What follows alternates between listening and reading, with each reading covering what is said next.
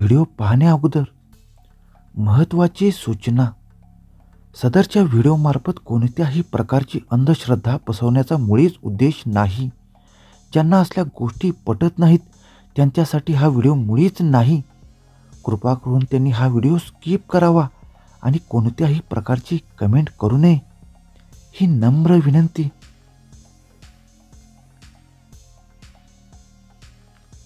सावधान. या 7 ठिकाणी जाताना सावधान. मनुष्याच्या आयुष्यामध्ये नकारात्मक आणि सकारात्मक या दोन्ही गोष्टींचा प्रभाव असतो. काही ठिकाणी नैसर्गिकरित्या नकारात्मक ऊर्जा जास्त प्रमाणात असलेली असते. उदासी, तणाव, थकवा जाणवतो. या ठिकाणी जाताना अतिशय विचारपूर्वक मानसिकतेचा विचार करूनच जावा. तर मग अशी 7 ठिकाणी आपण जाणून घेऊया.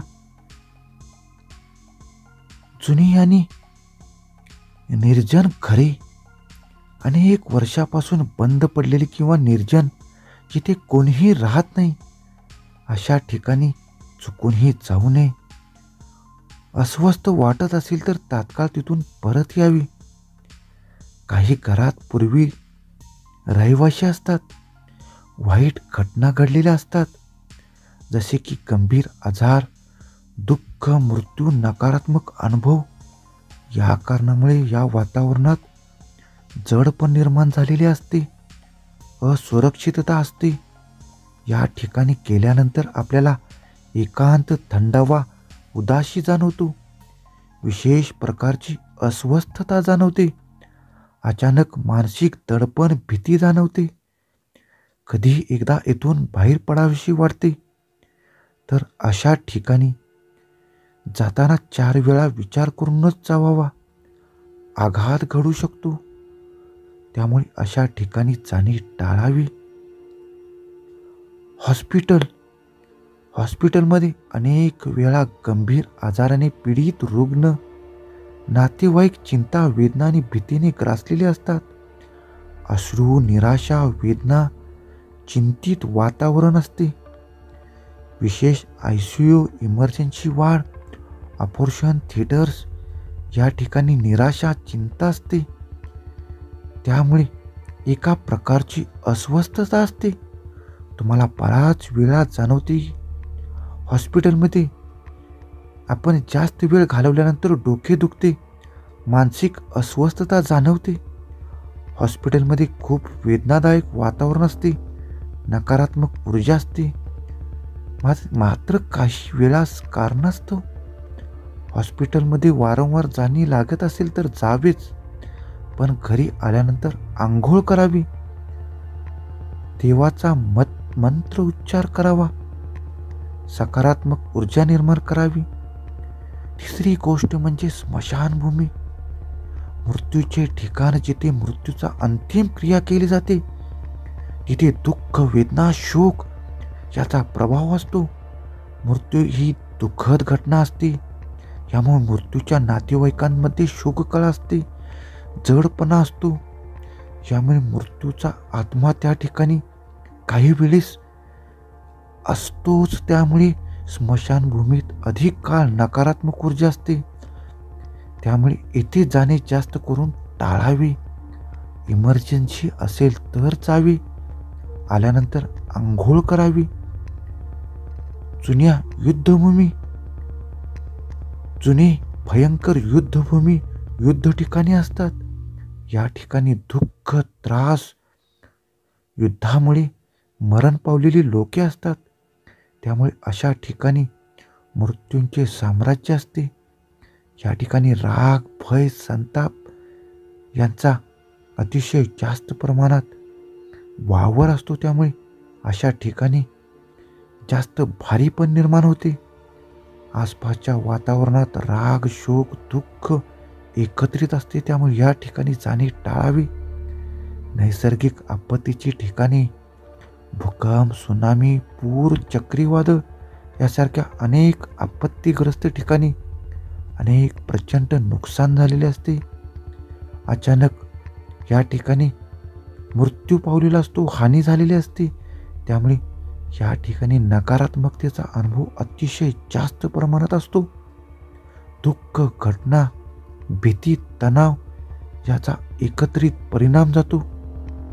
अशा ठिकाणी गेल्यानंतर आपल्याला अतिशय भीती, जडपण वाटू लागते, अस्वस्थता जाणवते. बंद तुरुंगात राहणाऱ्या कैद्यांना एकाकीपणा, त्रास, निराशा सहन करावी लागते. तुरुंगात अनेक वर्षापासून बंद असलेल्या कैद्यांना भावना, त्रास, दुःख, अपयश अशा अनेकांना सामोरं जावं लागते. त्यामुळे बंद असलेल्या तुरुंगात ऊर्जा नकारात्मक भरलेली असते.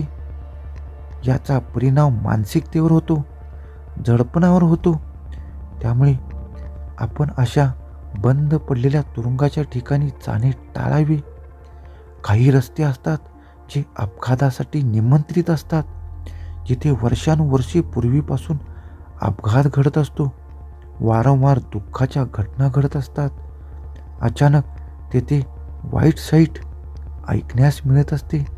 अशा ठिकाणी नकारात्मक अशांतता असते. त्यामुळे अशा ठिकाणी अनेक लोके मरण पावलेले असतात.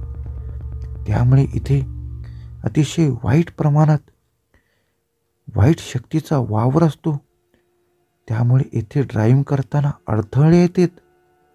त्यामुळे लक्ष विचलित होते. त्यामुळे अशा रस्त्यावरून जाताना सावधानतेने जावे. यामुळे मन विचलित होऊ शकते, ज्यामुळे अचानक नियंत्रण गमावू शकता. अशा रस्त्यावर वाहन चालवताना विशेष सावधानी बाळगावी. वेग मर्यादित ठेवावा. रस्त्यावरील चिन्हांचे इशारे लक्षपूर्वक वाचावे.